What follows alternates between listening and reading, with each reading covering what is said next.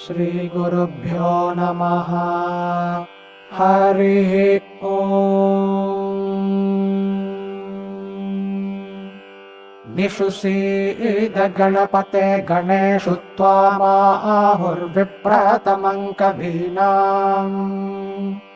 नर्ते त्वत्क्रियते किञ्चनारे महामर्कं माघवं चित्रमर्च।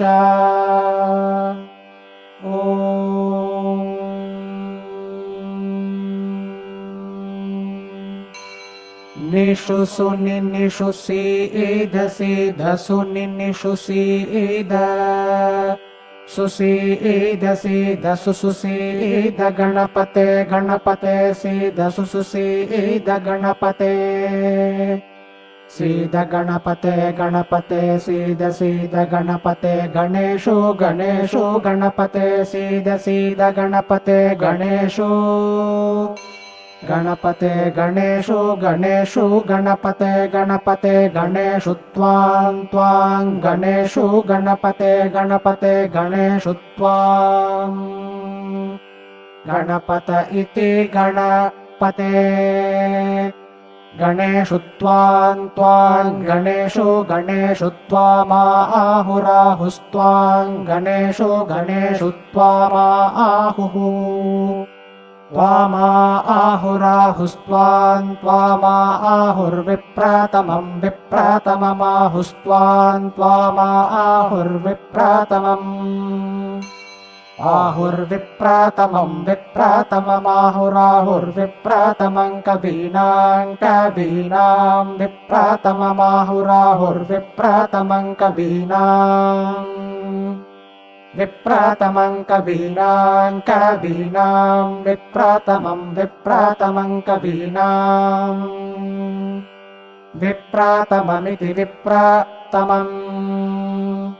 कवीनामिति कवीनाम् नर्तर्ते नर्ते त्वत्त्वधृते नर्ते त्वत्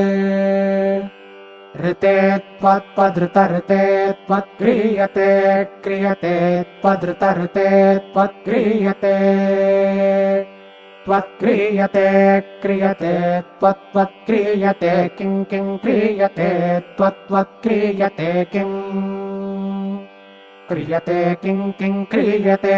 क्रियते किञ्चन चन किं क्रियते क्रियते किञ्चन किञ्चन चन किं किञ्चनार आरे चन किं किञ्चनारे चनार आरे चन चनारे महां महामारे चन चनारे महां